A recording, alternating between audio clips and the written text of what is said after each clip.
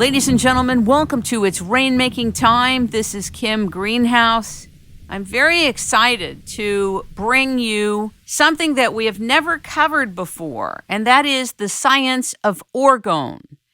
While we have interviewed Trevor James Constable as he talked about bringing in the rain using Wilhelm Reich's technology many years ago, we have never really covered in depth Wilhelm Reich's work, what he created, the science of it, the technology of it, why it was created, why he was so important to humanity, why he was thrown in jail, why they burned tons of his books and papers. This man has almost been relegated to the realm of obscurity. And thanks to Don and Carol Croft, he's continued to be out in the presence of society for those people who are interested in him.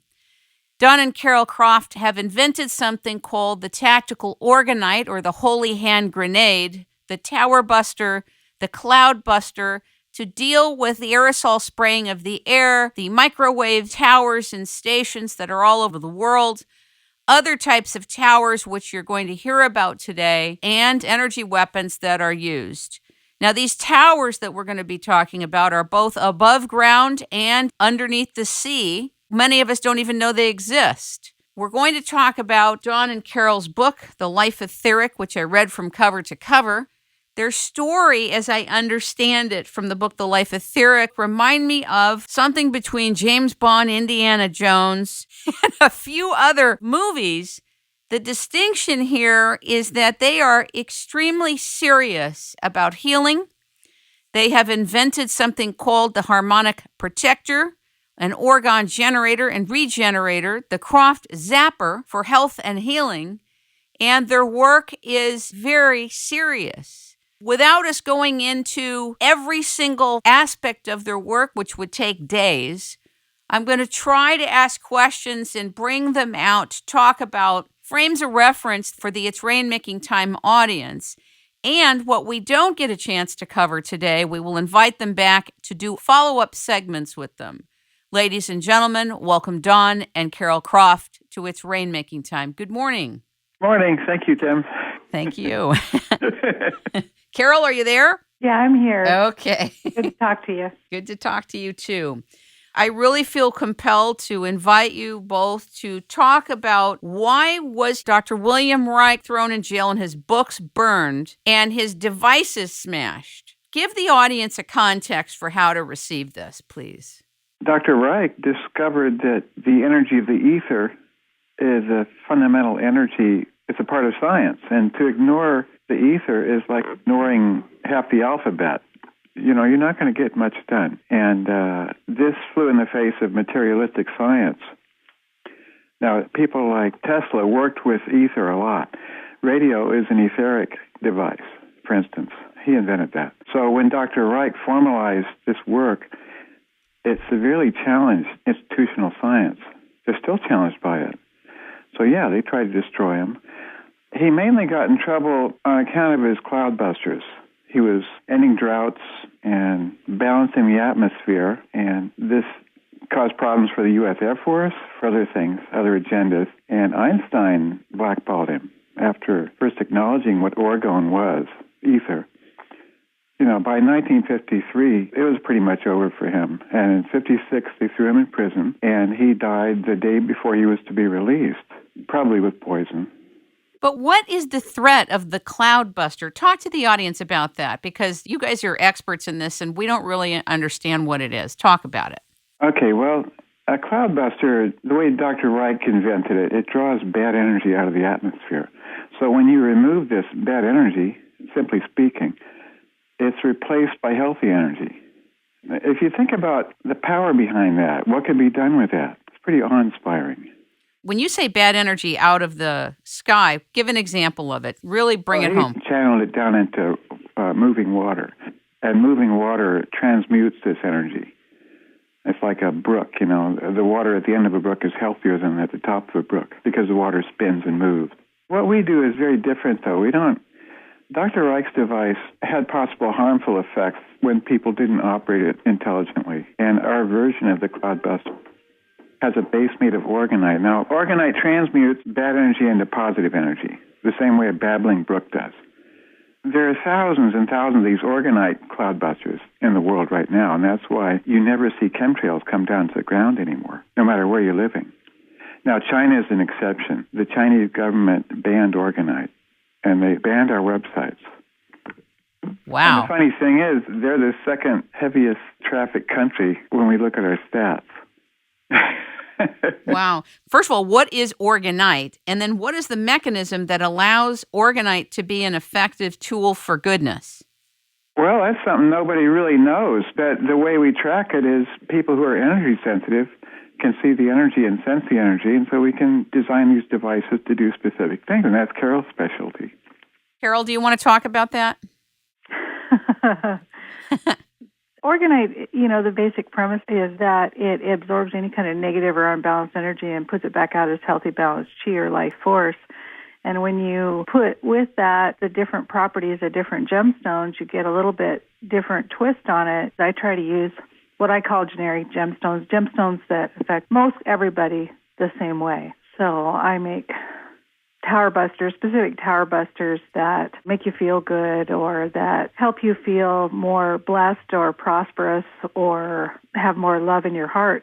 Now, do you both acknowledge and agree with some people's statements like the dowsers talk about intent when you're using a pendulum or when you're using a tool like that?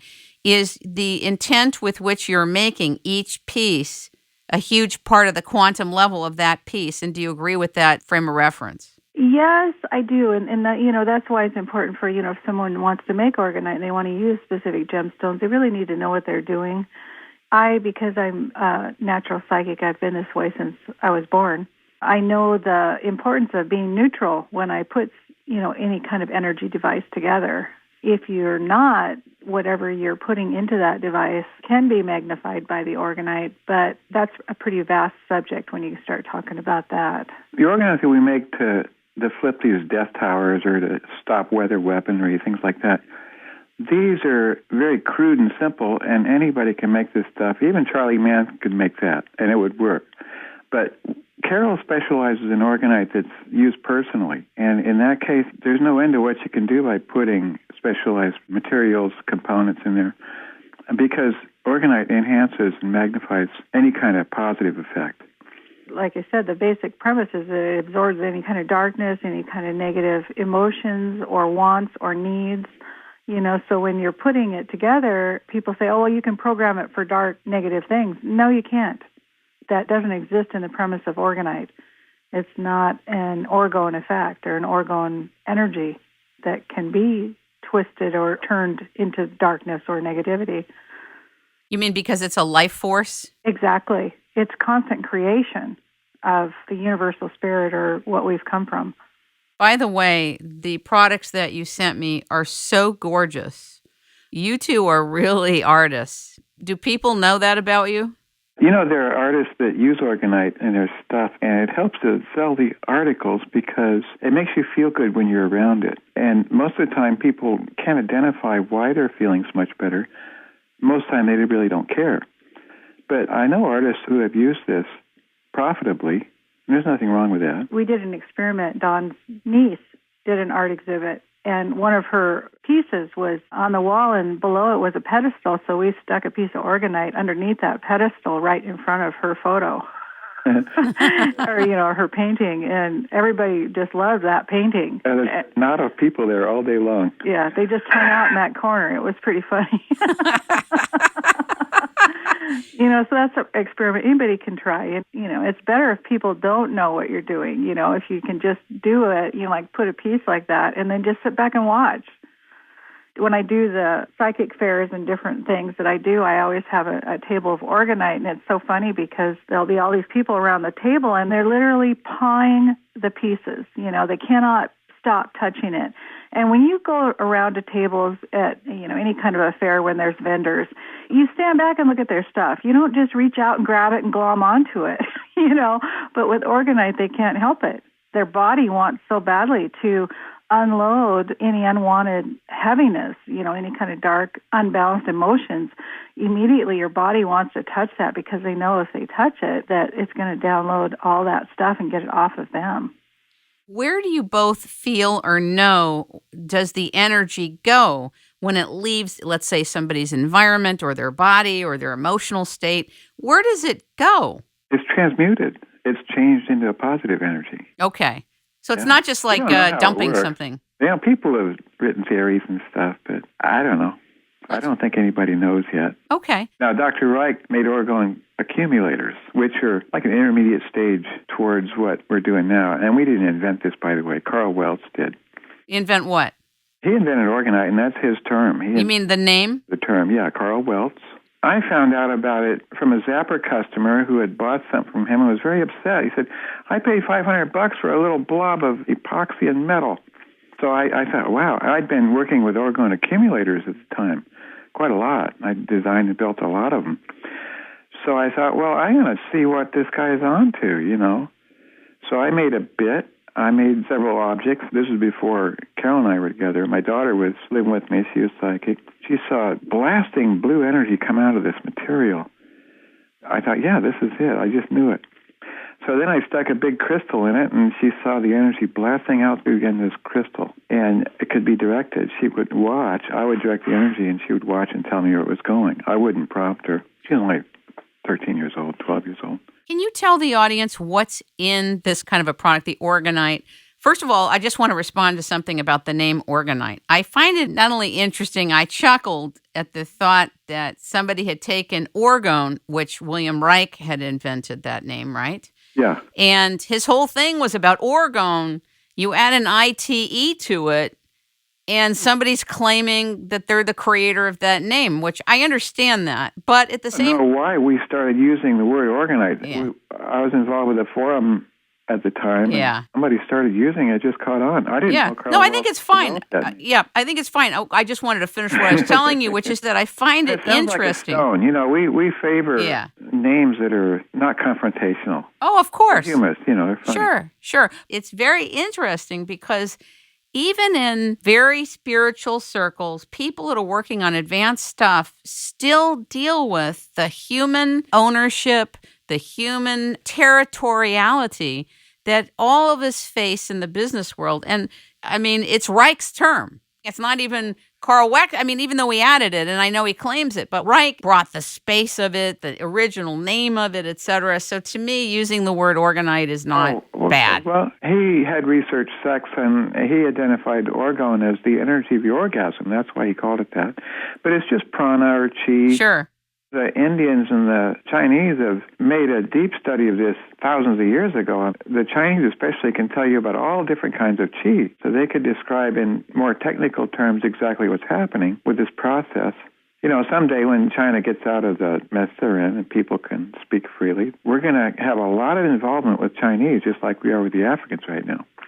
I'm sure. I met a Chinese master who is a physicist who uses thermography to demonstrate what's happening with your meridians and your organ systems, which I've had thermography before for doing breast exams.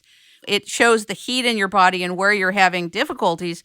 But a Chinese master who's a physicist, looking at the meridians, he could tell everything. How long it's been since you've had sex. I mean, seriously. The old stuff is science, after all. It's fascinating. I did a piece on bras, okay? And what happens when you wear bras for a long time on the lymph? This guy was kind of laughed at, but he had excellent studies. So I go in for my thermography. I'm talking to this Chinese master, and I can see white hot underneath my breast. Well, what is it? It's the wired bra. Thermography can show you 7 years down the line stuff that you're going to be facing, but you can tell now. I'm basically validating and saying it's so interesting that a lot of things are really coming together in health and wellness. We're all going to be alive at this great convergence. I think Chinese understanding of health and wellness and the meridians is going to be a big one, don't you? Oh, I agree, yeah. Yeah. Sure. I can't wait. What's in this Orgonite? What is it so that it's not so mysterious for the people listening? Let me give you the most basic, and this is what the Africans are making and selling now, the East Africans. It's just metal particles and catalyzed resin with a bit of crystal. The crystal isn't even absolutely essential, but you put a crystal in a piece of orgonite and it organizes the energy. It brings order, so you can get more done with less. That's all. There's nothing mysterious about it. Is it any kind of metal? Is it copper or what? Oh, any metal's fine. Now, Carol's specialty, being psychic and seeing the energy and stuff, she uses exotic metals and sometimes expensive gemstones in some of her products, and she's like a chef, I was going to say, it sounds like we've landed at a very interesting restaurant. Yeah. Well, it's important to say, too, that Orgonite loves it when you put different kinds of metal. Like my two main metals are aluminum and brass, and to mix those together, it just really makes it better. What if somebody out there listening is thinking, you're putting metals and this thing is projecting metals into the environment? Isn't aluminum or metals not good for your health? Can you respond to that? It's encased in catalyzed resin, which is an inert plastic subject. You can actually put this stuff in a microwave and it won't spark.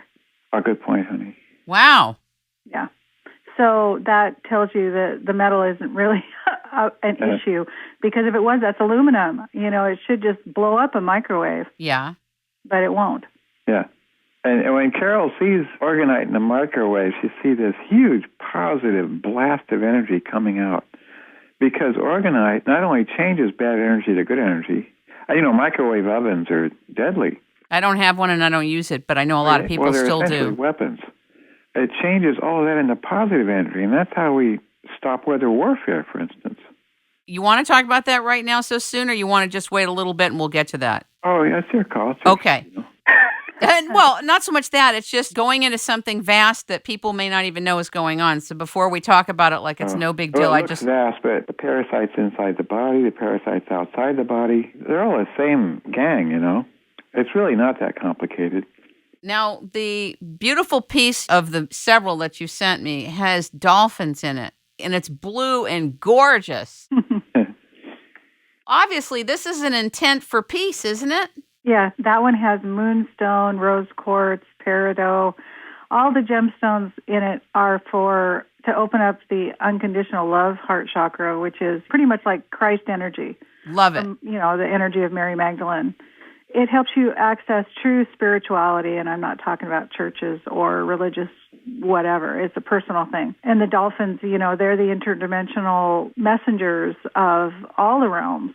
They're just very special to me. This is so beautiful, I have to tell you. I mean, if you both did a line of this, oh my God. Aside from its power, it's so gorgeous. And I want to tell you that I have it by my phone.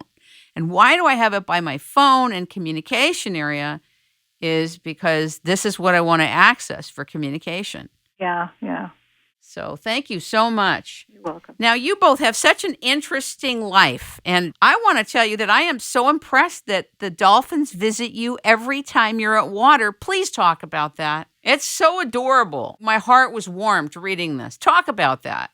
I've always had an affinity with dolphins, and it used to drive me crazy because I never got to go see them, and once I did, it was very magical. I've been to Hawaii, I don't know how many times, on the Big Island, and swam with the dolphins. And it's kind of cool because every time I go, there's this mama dolphin that she comes and she brings her baby every time I go. And I can miss a year or even 2 years, and I'll go and she'll come right beside me with her baby. But it's pretty amazing. And then there was one time in particular that I would like to mention. We were in Miami Harbor, and the water was so murky and so polluted right there in the harbor. The water looked like the Mississippi River. It was so muddy. Wow. And just murky. You couldn't see. And the dolphins, it was so funny because we had parked there, and a friend of ours was doing something with her tuning fork. Oh, yeah. And we were throwing Orgonite in the water. That's why we went there, clean the water up. And we started getting followed by a police boat. Really? And he was following us, and we thought, well, we'll just stay here. And she got out her tuning forks, and she was playing with her tuning forks. And next thing we know, there's dolphins circling the boat. Aww. They were just all over in that murky water. And the water is about 5 feet deep. Yeah, it was really shallow.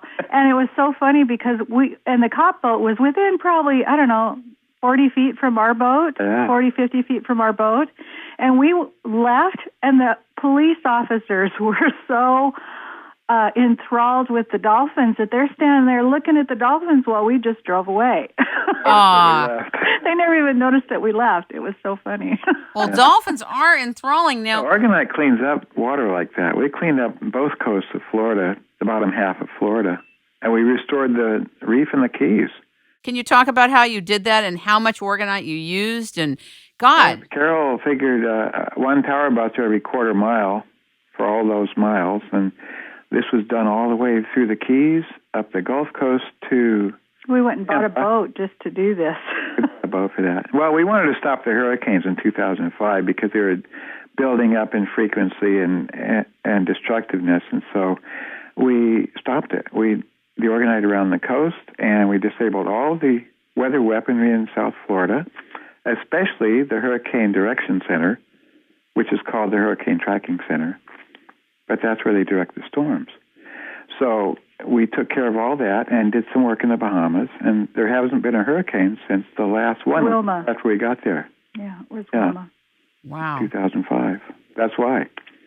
But, Just, this is something other people are doing around the world. Right. So we do this stuff, we get consistent results, and it's not a question of us, of whether we're imagining it, because we see it happening and it's consistent. I watched several videos with both of you separately. But one of the things you said, Don, was you said the more one feels that one has to rely and depend on a personality to get things done. In other words, we have to rely on our inner promptings and rely on our heart because people feel powerless waiting on personalities to get things done. That part of what you're involved in is empowering people to follow their heart, to listen to their inner promptings. And for some people that want to get into craft and make this, for some people they will want to get involved in this to give it to their friends and family. Some will want to do what you and Carol have been doing, gifting it to clean up water, to clean up too much microwave radiation coming from the towers.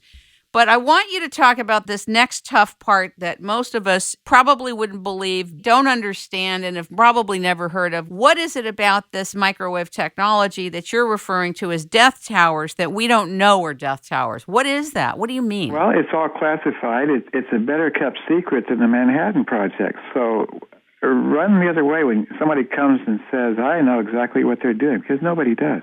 Now, psychics and energy sensitives, all they have to know is that energy is extremely powerful, it's extremely dark, it disrupts the thoughts and the emotions and makes you sick. So you throw a tower buster out nearby and all that changes within 20 minutes and the thing becomes a life force generator. So that's not very technical, and according to some it's not scientific, but this is what thousands of people are doing now. That's in your gifting network, correct? It's kind of a network, but most people never encounter each other. We have a forum. It's the only credible site in English that has these reports. And what is it called? Whale.to? Oh, it's ethericwarriors.com. And that's the other one, right? Ethericwarriors.com. Well, you're mentioned on the whale.to, but ethericwarriors.com. Yeah. I was told yesterday that there are something called tetra towers. Huge EMTs and a huge amount of hertz coming out of these towers that are so powerful, they're probably transmitting stuff that's horrible for us. It's all horrible. Yeah. And I have never seen evidence that these were used for cell phones, by the way, because the cell phones operated just as well before these were suddenly built in 2001. Have you ever really looked at one of those towers? I watch it. There's like huge coaxial electricity cables that go up to the top. Like probably at least 10, sometimes even more. What do they need that much electricity for? And it's not coming up. And if people were to pay attention and look at that stuff, they would say, this isn't right. There's something else going on here. Yeah, you can operate a cell phone repeater with a solar panel. Exactly. Yeah, but these have 10 times more power than you find on the commercial grid. You never see these powered by the commercial grid unless you see a single panel on a high-tension tower or something. And if you stop it, you see somebody working on the cell phone towers, you stop, and if you were to ask them a question, they wouldn't know what the heck you're talking about. Yeah, we used to. And I think the reason for that is because I know it is, they have all these subcontractors, they all come in, they have their own little tiny job to do on that tower, none of them know for sure that, none of them know that it's a weapon. Yeah. Otherwise, I don't think they'd do their job. A lot of it's underground, too. Yeah. I want to talk to you about the trifold meter. Have you ever heard of that? Yeah, we've got one. We don't know how to use it. When you got it, what did you get it for? Years and years ago, an engineer in Texas told me, hey, you'll be real excited about this. I have a trifield meter, and I've been measuring the energy fields of Orgonite devices. So he gave me all the statistics, and I thought, well, someday I want to get one of those. So now we're waiting for somebody with science background to show us how to use it. Oh, wow. But we don't need proof. See, like I said, we do this stuff, we get consistent results. That's proof enough for us. But I have a quick question about the trifold meter for just a moment. Okay. Somebody had felt that it would be really, really helpful to expand the understanding and use of this if the orgone energy coming from the orgone products could be measured by a trifold or some type of meter. Yeah. So do you think it's possible? Yeah, someday the science is going to catch up. Okay. But a trifield meter will measure changes in magnetism and in static electricity. So we're pretty sure that Orgonite affects static electricity. It tends to generate a healthy static field. And that's why you don't see smog in places like LA and Tokyo, London, Paris, New York. In the films you see made in these cities now, you almost never see smog because people got around and busted all the towers. This is years and years ago. Now, the only people that have noticed the absence of smog and the positive changes in the stratosphere are cinematographers, apparently. How interesting. I want you to know. LA, wow. There were over 10,000 towers built in 2001 in Los Angeles. This guy named Don Bradley went around and he flipped most of those himself. We helped some. Wow. And that was the end of smog before 2003, essentially. Years ago, I sat with Trevor James Constable, and when he told me that there's the capability to get rid of smog, and he had tried to talk to the authorities in Los Angeles, and they just laughed in his face. And I said to him... I know, Trevor Constable did valid work, does wonderful work, in fact, but the technology that he uses requires interaction. Yes. You throw Orgonite out, and it keeps on working forever, and you never have to think about it. Right, but I want to tell you what he said to me. I said, how much do you think it would cost to get rid of smog in Los Angeles? He goes, you could build these things for $125 and put them in an area, and you put so many in so many areas, and you could get rid of it. I said, will you show me how to make it? And he said, sure. But when I followed up, he wasn't interested in showing me. I was so depressed about it because it's like hearing of a solution when people are having trouble breathing and all that. But if what you're saying is that the Orgonite that you make, by the way, I love it that you support and empower people to make this and understand it and get it out there. I love that you share it. Oh, no, we're just riding the wave. That's all we're doing. Yeah. But talk a little bit more about the smog elimination part. Well, I was talking about parasites earlier, and you brought the trifield meter, and this I think, is a static electricity effect that's created by Orgonite. But colloidal silver is silver particles suspended in a colloid. That means they carry a excess of electrons. So these little particles repel each other and distribute themselves throughout the water, and it's called colloidal silver. Now, when you drink this water, those extra electrons go into your body and do what zappers do, essentially, only not as well. They create a similar static field inside the body, and pathogenic organisms, which are in colloidal suspension in an unhealthy static field, they disintegrate. I've got a photo of worms killed during a colonic with a zapper, and you can barely see them as worms because they're disintegrating. I want to just go back for just a moment, and I do want to talk about the zapper and want you to expand more about it, but I want to go back to using the Orgonite to help get rid of smog. Okay. What is the mechanism that allows that to happen? I mentioned the parasites. Think of all these dark particles in the atmosphere as parasites because they're disease-causing particles and materials, and the reason they're suspended in the atmosphere is because they're carrying a deficit of electrons, so they repel each other in the opposite way, and they stack up, as high as they can. You might see them go up 3,000 or 4,000 feet. So when you used to fly over Los Angeles, you'd see the smog as fog. There was a top to it. And so Orgonite just apparently, and like nobody's researched this, research is expensive. Right. But by observation, you could probably say that it just keeps pumping these free electrons into the atmosphere until the static field changes. It takes about 20 minutes, apparently. And all these particles drop straight down to the ground. But how many would you need to have per square mile or something like that? Are we talking about? Well, the reason I think without the death towers, it couldn't have been accomplished, because when you put Orgonite near one of these death towers, and I'm talking 3 or 4 fluid ounces of Orgonite with a little crystal in it, you put one of those near a neighborhood death tower, and within 20 minutes, this thing is pumping out beautiful, clean, healthy energy. And the more they turn it up, the more positive energy comes out of it. So this is really a full-scale transmutation process. Absolutely. Okay. And it just keeps on working. I did a piece with Dave Stetzer of Stetzer Electric, and he goes all over the world, and he understands the grid of many countries, not just the U.S. Mm. Well, one of the things I learned from him is that the U.S. grid, the electric companies, the utilities have been dumping dirty energy into the ground for like 40 years. There was a product that came out that said, put your feet on this mat and plug it into the wall and you'll be close to the earth, and standing on the earth is great. But when you plug into the wall, what was not distilled to people is that the U.S. grid is not the same place it used to be 50 years ago. We did a whole show on this explaining how it is now, but you could use the same product in Europe and you wouldn't have the same problem. What I found is that when there's a lot of money invested in something, even, quote, the people that are on the good side of whatever, seemingly, will not stop selling this product to people of America, even though I told them, even though the guy told them.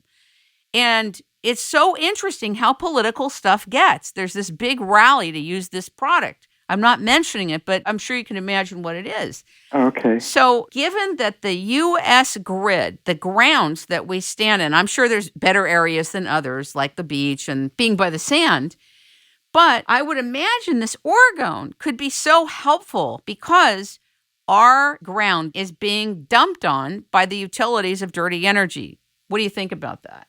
Well, that may be, but Orgonite works underground the same as it does in the atmosphere. It's really not a problem if you just put some Orgonite around. And like I say, you focus on these towers, you're turning them into positive instruments. We have an Orgonite device that we use too that's called Earth Pipe too, and that actually is drove into the ground. Yeah, very deep. Yeah, it's a copper. That's how you shut down underground bases. Earth pipe? Me no smoke the earth pipe, but... No, it's not something to smoke, but it will... No, I know, I'm kidding. I'm kidding. Smoke them. We live right next to a huge underground base. Well, they're all over the place. Well, yeah, they are, but we took care of that one. And we've done a few others. And a lot of people are doing this stuff. Some Europeans took out CERN. When you say took out, do you mean transmuted? Exactly. Okay. Now, that's a huge weapon, and nobody knows what it is. It's classified. But every time they have a debut, they fail. They fall on their faces, and they even had a fire in the ground last time, because I think all that Orgonite made it impossible for that stuff to work. Now, these Europeans have been very systematic in putting this Orgonite around that site, including a lot of earth pipes. They just put some more recently. Guys from Switzerland and one guy from Austria. One of the things I really liked in the book was on page 25. One of the things you said is gold has no real value. The real assets are people, agriculture, and raw material. That was such a refreshing statement that you made because people are really racing, thinking that metals is going to do it all. And it's just very refreshing that you said that. Oh, thanks a lot. And, since I wrote that, I read a book called The Babylonian Woe, which is out of print, and I think it was self-published in the 60s. That's a free PDF download on the web, and I got a link to that on my site. But it gives another view of gold and silver and their historical importance and their use as empire-building devices and exploitation devices. Very interesting. Yeah, it's really good. It's an exhaustive book, and it's pretty obvious why you don't find it in colleges.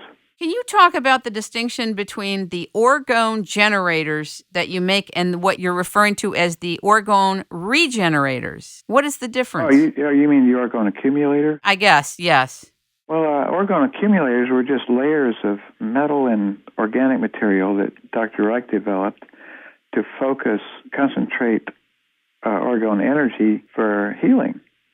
And he was renting out these boxes that people sit in, and they cure their cancer and other stuff. And it revitalizes the body. And that's what attracted me to it. I started playing around with it a couple of years before I found out about Orgonite. There's a lot you can do, but an Orgone accumulator can't distinguish between the bad stuff and the good stuff. It accumulates whatever is around and focuses it, concentrates it. Orgonite doesn't do that. I made my sauna into an Orgone accumulator, and I put a piece of Orgonite on it so that the energy is always positive. Interesting. I guess on some level, after you've been doing this for years with developed psychic ability and mutual intent, you trust the process, plus you've seen water get cleared up. I think it's amazing how you're able to clear up water. Do you want to talk about that a little bit? Yeah, just throw some Orgonite in some dirty water and watch what happens. In most cases, if there's scum on the surface, that'll just disappear. Then the water will become more and more clear. And in Africa, people are doing this in polluted rivers and lakes and ponds, and now they can drink the water, which is a huge step forward because now they're not dying of infectious illness anymore.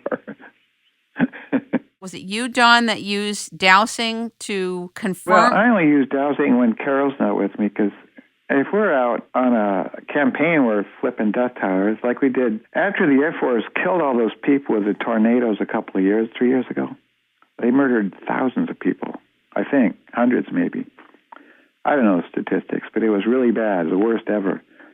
So Carol got it in her head that, we need to stop them. So we went back east for my daughter's wedding. We drove back east from Idaho. And on the way there and back, we focused on disabling the weather warfare control centers. There was like 6 or 7 of them. Offutt Air Force Base in Omaha is the headquarters for weather warfare, which the U.S. Air Force wages against the continent. We put, how many earth pipes? Only 17 earth pipes around that base, a whole bunch of Orgonite. We did several others. We missed Tulsa, and there's one in Canada that we missed. We got the rest of them. There's more work that has to be done there in Tornado Alley, but that's a story yet to come. Yeah, right. But they only managed to kill people in Joplin, Missouri this year. And Joplin's a place that normally gets a lot of tornado deaths anyway.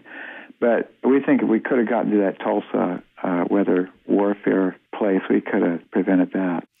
When a person first hears that weather warfare exists, and I'm talking to the person in the audience that's never heard of this, because, you speak it as just basic stuff, but the listeners who have never heard of this are like, this is way out for some people. Here's what I want to say to those of you listening. When you first hear something like this, the thing to do is to look at what happened with Nikola Tesla's patents and who owns them. And you'll find out that Raytheon owns Nikola Tesla's patents. And they have made a statement called Owning the Weather by 2025. Now, when you have an organization whose raison d'etre is to own the weather by a certain point, you have to pay attention.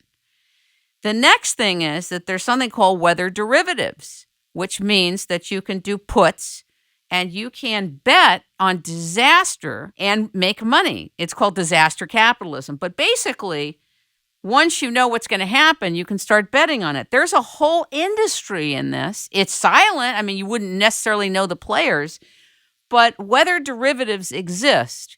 And so that's practical tentacles of how you do the due diligence to know that stuff like this really exists. It's mind-boggling. It's horrendous to think that it goes on, but it goes on. And back to both of you now. I'm glad you mentioned that because Spain was supposed to be the test bed for desertification. They set up this bullet-shaped skyscraper in Barcelona that was literally the headquarters for the desertification of the Iberian Peninsula. And, I think it was about 8 years ago, some Spanish people took it in their head to start busting these towers, and they started generating rain all across areas that were droughty before. And another Spaniard who lives in Menorca named Francisco, he did what we did in Florida. He dropped Orgonite along the northern coast of Spain, and it created huge amounts of rainfall all down through the peninsula. And he and a Portuguese associate went to the Canary Islands in September and did the same thing there, and now it's raining all across the Mediterranean, North African coast, and even there's flooding in Saudi Arabia now. There's so much rainfall that it's been flooding, and nobody's ever seen rain there. I'm talking about Riyadh, the capital. Wow. Yeah. This is direct result. And we look at this stuff, and it's wonderful, and it's always new, but it all makes sense. I think it's fantastically interesting. When you start doing this yourself, you see it. You don't need somebody to prove it to you. I think it's fascinating that Orgone transmutes droughts and desertification. Talk about desertification, would you, for a moment with the audience? Dr. Reich went down to Arizona in 1953 and took a couple of Cloudbusters with him with the intent of reversing the desert. And he succeeded because grass was growing all over that area during the time he was there, and it was raining, and when he left, it all reverted back. But he claimed that desert was created artificially, and he found a spot in the Sierra Nevadas. He said this is where they did it from. And when he put his Cloudbuster up and that passed through the mountains there, it rained all across the southern desert. I went up there, I put a bunch of Orgonite there last February, and I generated quite a bit of rain. The reason I took up flying is so I could do ranges of mountains, drop Orgonite along the peaks and ridges, because this produces huge, huge effects, permanent effects. And the Africans are making a lot of rain this way in droughty areas now. They're not flying, they're walking up there. That's the hard way. Somebody asked me a question to ask you, which is, when you create an Orgone product, is it generating Orgone or is it Orgone itself? The person was confused, and I thought it was a good question. All right. Carol could probably answer that better. The minute it starts catalyzing, it starts generating Orgone. Okay. People start to make a Cloudbuster, and the Cloudbuster's in a 2-gallon bucket? Yeah, 2 gallons of Orgonite. 2 gallons of Orgonite. They start, and the minute they get like an inch of Orgonite made in the bottom of that bucket, it starts creating a blue hole. So it starts working almost immediately. But even the Orgonite pieces, like the beautiful one with the dolphins that you sent me, is it generating Orgone the minute you make it? Yes. And when you say catalyzing, it's in the making of it. It starts. Catalyzing is when the resin starts to get hard. Okay. Both of you in the book said Orgone is hyperdimensional. Explain it, please. Oh, you know what? Carol found something online where some guy is putting us in an encyclopedia of quacks. We felt so honored. No, 'cause you usually don't get any attention at all. Oh, my God. But talk about the hyperdimensional, because... hyperdimensional, time is a dimension. Yes. They say there are other dimensions. You can feel this stuff better than you can grasp it with your mind. Okay. You get a feel for it. And you say, as you say, working with Orgonite a lot, you might say you develop psychic ability, but I think what really happens is you get more in tune with your own intuitive processes. And discernment. Discernment is an intuitive thing. Yeah. Discernment happens in the heart. It's not a mental thing so much. The brain is a computer. Right. Right. You don't leave all these life decisions up to your computer. For sure. I believe with all the frequencies on the planet, there's so much going on. You're talking about hyper-etheric, levels and all the different etheric levels. And I believe right now we're living in all of them. And I think that Orgonite is just another stepping stone. It's getting us ready for what's to come. And, it's like, what, I don't know, Nostradamus talked about the, years of golden peace. Well, all the prophets predicted a time of and I think that prosperity. Everybody has psychic abilities. Most people just don't accept it or access it, But I believe that Orgonite is just kind of a stepping stone. It's getting us to that spot where we are open to the possibilities and taking back our own power, opening our hearts, realizing how our words and actions affect other people. And, you know, can you imagine if we all worked through our heart, there would be no war. You know, people would be responsible for what they're saying, what they're thinking, what they're doing. You know. Well, we're moving in that direction. Yes. That's Carol's point. Yeah. Dimensions, that the barriers between them seem to be dissolving. Yeah. Right now. And that's for everybody. It's not something you earn. It's just the way we're moving. Is it true, Don, that you're on a certain type of person of interest list? Oh, I'm probably on all the same lists you are. You can have people like us as guests on your show. This empowers people. So you're on a list. So use your zapper. Don't let them poison you to death. You know, the zappers take care of poisons. That's why we're still around. The first time I ever heard of something called a zapper was associated with Hulda Clark, Dr. Hulda Clark. Yeah, that's how I started. I would imagine it's an obvious answer. What made you make your version versus using what she created or whoever created them to begin with? I'm glad you brought that up. In 1996, I was traveling around and I visited a friend of mine. He said, "Hey, you want to kill your parasites?" I said, "What are you talking about? I don't have any parasites." He said, "Well, come on, just humor you. Use this zapper for a half hour." And he handed me a book, and it's Hulda Clark's book, The Cure for All Diseases. I read it. It's great. Yeah. So I did, and I thought, I gave it back to him. I said, big deal. I don't notice anything. The next morning, all of a sudden, I just felt incredibly good, and my thoughts were really clear.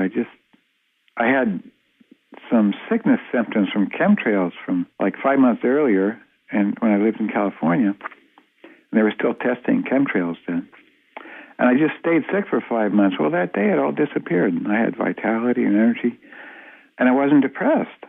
I'd been depressed most of my life. I think it was just brain parasites in my case. So I thought, wow, this is pretty amazing. So I finished reading the book, and I did my best to find sick people and twist their arms to use a zapper so I could see what would happen. And just about everybody got well who tried it. So I started making them, and within a year I started seeing that they're cumbersome and not very efficient.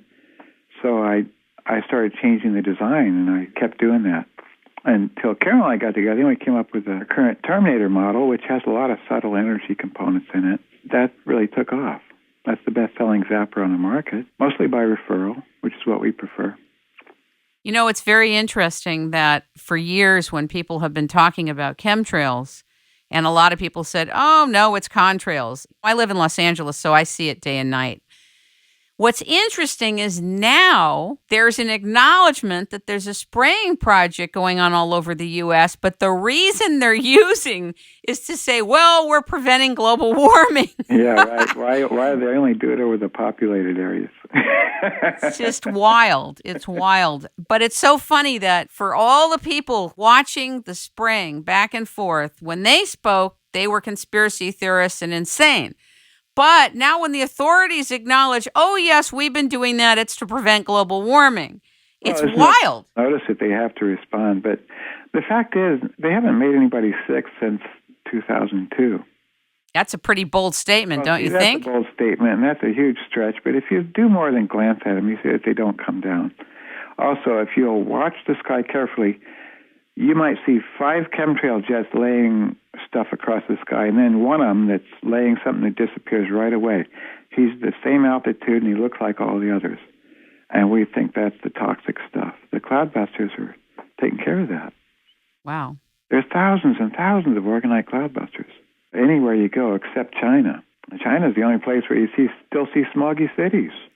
This has really spread. You know, when I went to India 33 years ago or 34 years ago, I got so sick from the smog, I thought I was going to die in just a few days. India is another place where this isn't catching on as fast. Oh, my God. They could really use the help. Watch the movies, because movies always show you the atmosphere and what's going on.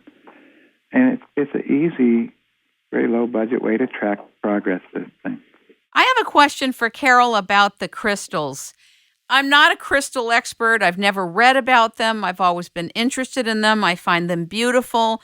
But the science and the understanding about what they do and how they work has always been a mystery to me. What I was told, rightly or wrongly, is that if you put a crystal in your environment, it'll absorb whatever's there, but also it'll magnify wherever you're at. Is that true? Yes, yeah. Well, a really good example is aquamarine. Aquamarine is a gemstone, and anybody can try this. If you have an aquamarine ring, you pay attention to the color of it when you put it on, because a lot of aquamarines anymore, they're really pale and clear. You put it on, and especially for a woman, because it's a woman's stone, you put it on, and by the end of the day, it's like the color of a blue topaz. It's because it's absorbing all of the, unbalanced emotions that whoever's wearing it is experiencing, and it's helping you. I mean, gemstones are a tool that, they're another thing that's put here to help us if we know how to access it. Interesting. Yeah. Everything is alive and has consciousness. Yes, indeed. Yeah, why not exploit it? I was going to ask... Well, not exploit it, but use it. Yeah. Well, exploit just means use production. Yeah. We have to watch our language, right? That sounds so negative. What do you both think and feel about the effects of Fukushima as it relates to the science of Orgone and what many of us should or can do about it? Oh, I'm still waiting to see if there's any real evidence that all this stuff is happening over there, because of all the material I've read and the claims and the warnings, I've never heard from anybody directly who says, yeah, I have a radiation counter and it's really bad. Nobody ever, they just take the word of whoever's giving these predictions and warnings, and because it's an alternative source. See, the government denies everything, so people assume that the alternative sources are telling the truth, and that's just not so. Usually not true. I think what would be really good, and I don't know how much they cost, is there are radiation devices, aren't there, where we can test food and water and the air? Dr. Reich used a Geiger counter to measure the effects of his orgone accumulators, because orgone is measured by a Geiger counter. Whether it's healthy or unhealthy, it registers orgone. It's an orgone measuring device. That's very important to note. And the other thing is Orgonite transmutes radioactive stuff into harmless material. And I found this out with the early zappers that I had Orgonite in. They were curing radiation sickness. I want you both to know that when you wrote in the book about the What's a Think network, I laughed so hard because tell the audience what that is. The What's a Think network, you think of network TV and radio and newspapers, but now it's the alternative news stuff on the internet. Most of that is disinformation. You really think most of it is disinformation, or some of it? And there's ways you can, like I say, discernment isn't a mental thing. It's a hard thing. Yes. Disinformation works on the mind, okay? Right. But it doesn't smell right. Oh, I like that. Yeah. Yeah. It's totally brain-oriented, because the old parasitic world order, they don't understand the human heart. They don't understand it. So how can they possibly control it? So all we have to do to empower ourselves is to work on our own discernment. Become independent examiners of reality. That's why when you say buzzwords like Fukushima, I don't assume there's a problem just because a bunch of people say it is. I haven't seen any evidence. Now, the Gulf oil spill was supposed to end the world as we know it. Okay, and all of a sudden they stopped talking about it. It just stopped being a problem. And then Fukushima was the problem. Fukushima is going to end the world. What's next, see? Right. All right. It's interesting because Fukushima, I don't see it as a buzzword. I see it as having been an event. And my understanding, again, whether it's true or not, my understanding is that it's still hot. And here's the other thing I want to tell you both. People are declaring that the U.S. is finished. I interviewed a guy named Kesha a few years back, and a week, or I think it was a few weeks after Fukushima, he was declaring life over in this country, and I resented it. I really resented when people speak that way over people and over situations, because we all know how powerful the quantum field is.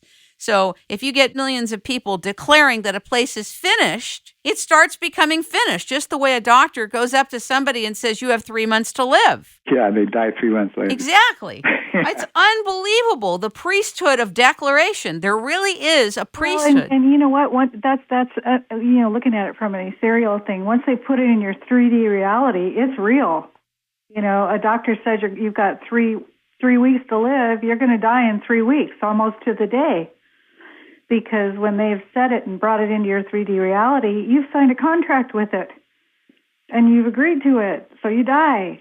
It's amazing how the subconscious just picks it up and runs with it. Well, listen, part of discernment is not believing or denying something until you have sufficient evidence. Like the Fukushima thing, I don't deny it. I just don't accept that what people are saying are true because I haven't seen the evidence of it. And by evidence, I mean reputable people providing data. How about using, a Geiger counter? Well, yeah, I don't have one. But don't you think it'd be interesting? I would like to get one, and yeah, I would like to use it. And I'll get around to it someday. Somebody will. I think it would be very interesting to use a Geiger counter to see what's going on for many, many people to be checking, and then to bring in Orgone. Okay, see, that's the simple approach, isn't it? That's the logical approach. That's the heart-based approach.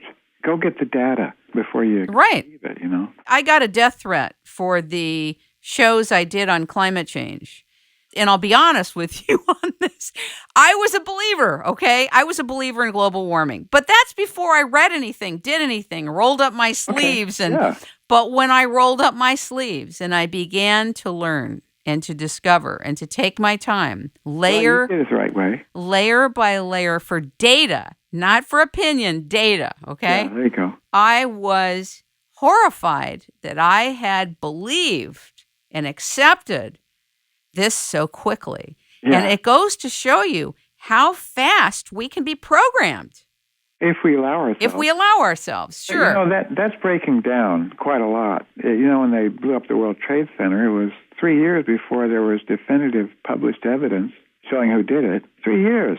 Okay, when they sent that tsunami and killed all those people in Southeast Asia 6 years ago, it was 2 days before the evidence started showing up for what that was.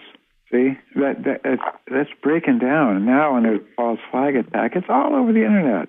What's interesting, it may be all over the internet, but it's the alternative networks that are even being willing to consider it. It is, but you know what? It takes a long time for disinformation to get set up. So when an event happens, look at what's out there right away.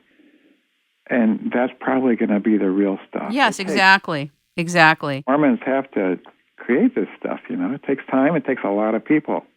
A lot of people. Now, you talked about the Daodejing, which is a very famous book, as one of your favorite books. Talk about why. I thought that was interesting. Well, if you read the Daodejing and what Lao Tzu says about the Tao, and then you read Wilhelm Reich's work and what he says about Orgone, I think you'll see a strong connection. Like I say, this science is really old in China, and it is science. All right, Carol. You came from a family that was part of the Blackfoot tribe in Montana. Is that correct? Yes. Were you born in Montana? No, my mother was. And when you started developing your gifts psychically, it was very difficult to be received, wasn't it? Oh, yeah. I always tell people, thank God my mom didn't care that much about me. Otherwise, I would have probably ended up in shock therapy or something. She totally ignored me. So that was a good thing. I had all kinds of my mother said was I had all kinds of imaginary friends as a child, but now I realize that most of them were ghosts. Yeah. Wow. Yeah. So when did you... It's fun to be around her, I'll tell you. When did you know it was a gift and not a burden? I didn't really realize that it was a gift until I was my Saturn return. I was about 28 years old.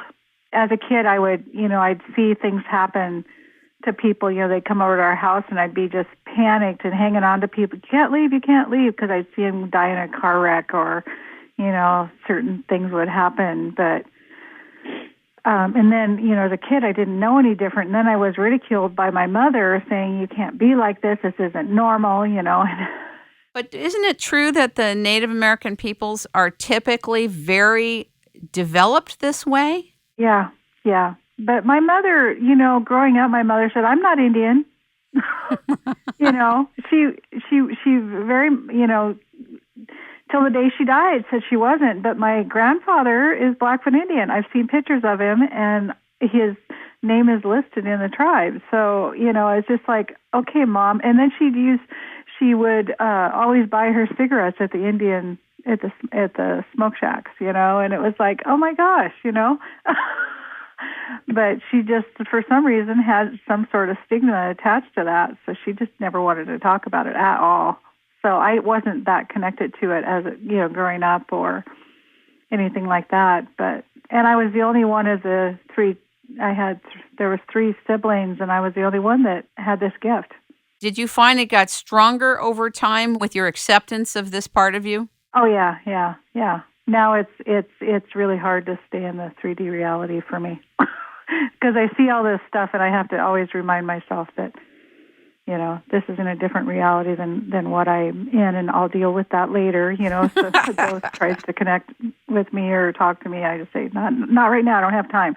And then I'll go back to it. But is it true? A lot of time driving at night because the ghosts are walking in the roads. Yeah, I've almost wrecked my car a lot of times because I'll swerve to miss somebody that's not really. Well, it's a ghost. It's not a 3D person.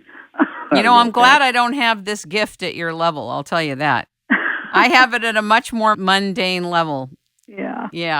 I'm glad I'm not psychic, and I can wait.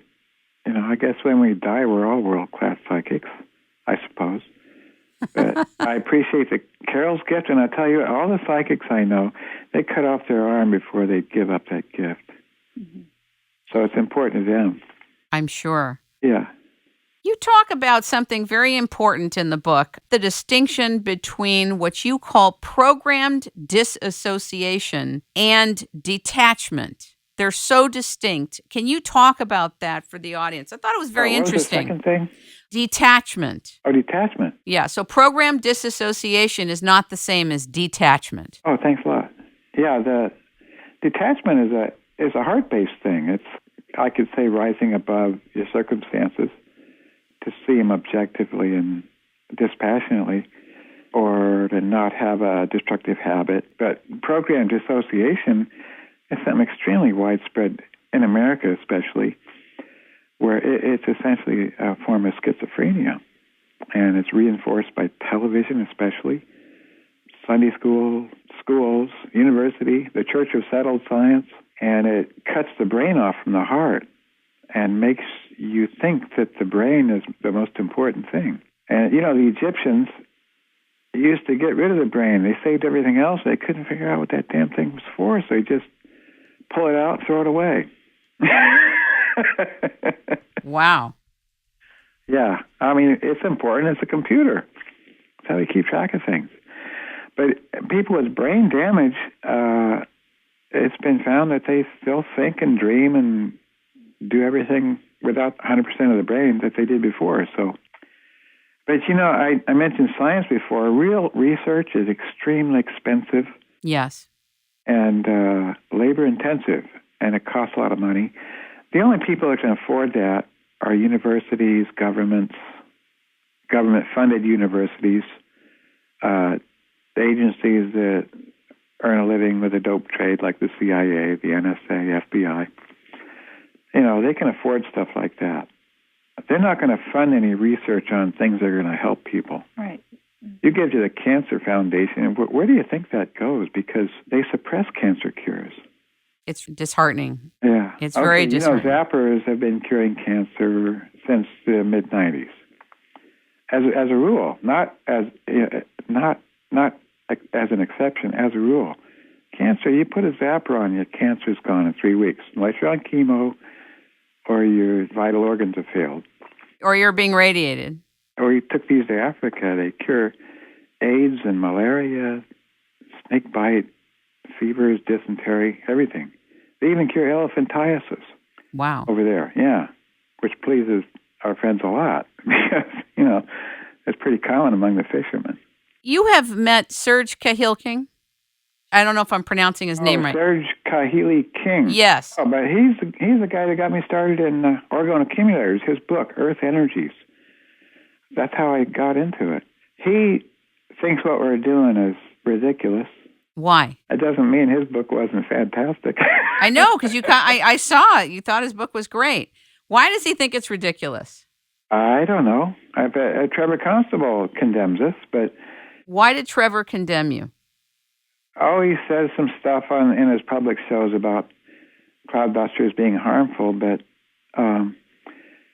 he did good work with Cloudbusters over in Israel back in the 60s, I think. Right. He got rid of smog with those. He started bringing life back to the desert, but when he left, it all went back the way it was. Like I say, that's Dr. Reich's version of Cloudbuster. Our Cloudbusters can't do any harm because the base is made of Orgonite. So if Trevor Constable or any of our critics had ever experimented with this stuff, they'd know for sure that it's harmless. I see. And if they paid attention, they would see the positive effects. Is there anything, Carol, you'd like to say as we complete this segment together?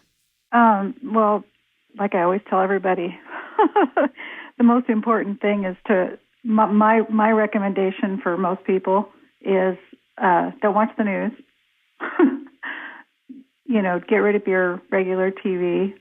Listen to your heart. Your first instinct is always the right one. What you want to do, the first idea that you get whenever you're in a problem, it's always the right one. Don't, when you second guess it, that's when the mistrust comes in, and just keep an open heart. Treat everybody, and if there's somebody that you can't get along with, stay away from them. There's no real laws as far as any of that goes. Just keep a good heart. That's my universal number one rule. Thank you. That's your filter, Thank you. I actually do that in business, and when I haven't done it in business, it hurt me terribly. Oh, yeah. Your number one filter is your heart, and if it doesn't feel right, don't do it. Thank you very much. And Don, do you have anything you'd like to say as well? Boy, I think Carol said it all. Ladies and gentlemen, we have been talking with, learning from, and listening to Don and Carol Croft. To contact them and find out more about their work, go to ethericwarriors.com. We really appreciate you coming to the show today, and thank you for the great work that you're doing. Thanks a lot, Kim. It's been fun talking to you, too. My pleasure. It's Rainmaking Time.